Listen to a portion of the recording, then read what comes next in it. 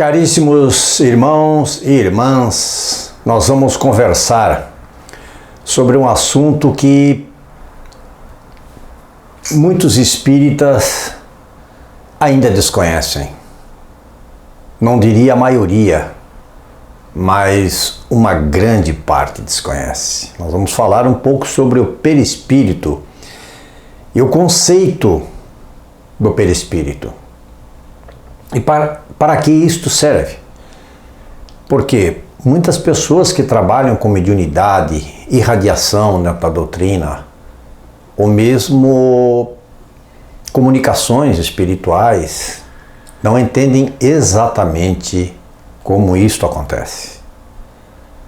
Nós já temos vídeos gravados aqui no canal a respeito desse assunto, mas agora eu resolvi, a pedidos, gravar esses conceitos e propriedades do perispírito, separadamente, para que possa servir de estudo, de entendimento para muitas pessoas que nos solicitam. E o que é o perispírito? É o envoltório sutil. O perispírito é o envoltório sutil e perene da alma. Ele possibilita a interação com os meios espiritual e físico. Como já dissemos nos vídeos anteriores, para o entendimento mais fácil, imagine o perispírito como sendo um corpo fluídico que veste o espírito. Ele é uma roupagem. E a esta roupagem nós, fluídica, que interage com os dois planos, com o plano da Terra e com o plano espiritual, nós chamamos então de perispírito. E esta palavra perispírito, ela foi empregada pela primeira vez por Allan Kardec no item 93 do Livro dos Espíritos.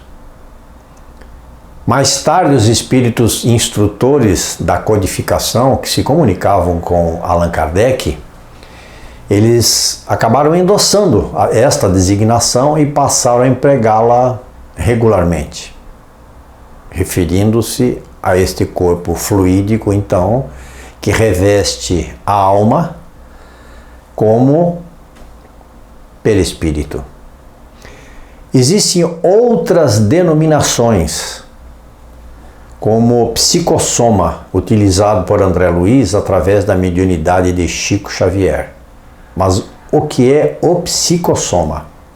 É a soma do perispírito mais as 18 propriedades que este perispírito tem, que todos nós temos, essas propriedades do perispírito. Então, a soma André Luiz chama de psicossoma, que é a soma então de todas essas, de todos os corpos fluídicos, na verdade, que envolvem o nosso espírito.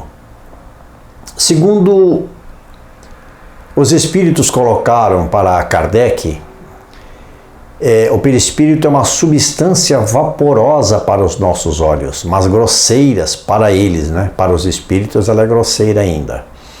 Por sermos o quê? Por sermos espíritos ainda primitivos, a caminho da evolução, nós temos um perispírito de acordo com a nossa condição evolutiva. E estamos trabalhando, obviamente, para a depuração dessa matéria fluídica através dos nossos compromissos evolutivos que temos, todos os espíritos. Paulo, em sua primeira epístola aos Coríntios, no capítulo 15, no versículo 44, ele designou o perispírito, obviamente não existia esse termo lá, como o corpo espiritual. Mas está lá, você pode conferir. Alma e perispírito constituem um todo indissolúvel, conforme Allan Kardec nos coloca. Alma e perispírito constituem o ser chamado espírito. E o que é a alma? A alma é, pois, um ser simples. Um ser simples que nós podemos chamar de o ser inteligente. O espírito, um ser dual, composto por espírito e perispírito. O homem constitui-se então o quê? Um ser trino, não é? Porque ele é alma, espírito e perispírito. Do livro O que é o Espiritismo, nós tiramos esta afirmação da FEB, Federação Espírita Brasileira, no capítulo 2, item 14, na página 155. As palavras alma e espírito são empregadas com o mesmo sentido, mas Kardec coloca o seguinte: seria mais exato empregar a palavra alma para designar o princípio inteligente, como nós falamos, o princípio inteligente, aquele que tem o pensamento, imperceptível, indefinido, como o pensamento. E o termo espírito para ser o semimaterial, para o ser semimaterial, formado deste princípio, o qual nós colocamos aqui agora, e do corpo fluídico. Ou seja, princípio inteligente, que é o pensamento espiritual, o espírito, mais o perispírito. As palavras alma e espírito são empregadas uma pela outra. Filosoficamente, é importante destacar esta diferença, porque existe muita confusão. E esta confusão, ela é muitas vezes generalizada. Então, nós estamos colocando exatamente o que significa a alma e o espírito. A alma e o perispírito, separados do corpo, constituem o ser chamado espírito. Leon Denis completa este pensamento observando que chamamos espírito a alma revestida do seu corpo fluídico. Chamamos de espírito a alma revestida do seu corpo fluídico. O perispírito, dado a sua natureza altamente dinâmica, porque ele é extremamente dinâmico, não é? Ele instrumenta a alma. Ele instrumenta a alma e é um ininterruptor emissor de energia. Ele emite energia e também recebe esta energia. E tão mais puro quanto a alma assim o for. Ele vai receber mais energia ou menos energia e interagir melhor ou pior com a espiritualidade, dependendo do desenvolvimento espiritual que a pessoa, né, o humano, o encarnado, vem a ter. E quando ele recebe, dependendo sempre do estado mental e por consequência do meio que gravita, não é? Se ele gravita num meio mais evoluído, o encarnado, ele vai ser um receptor melhor. É o caso do médium. Quando o médium se cuida, é um médium correto moralmente, não é? Ele é um receptor e ele gravita com pessoas que vibram na mesma faixa dele.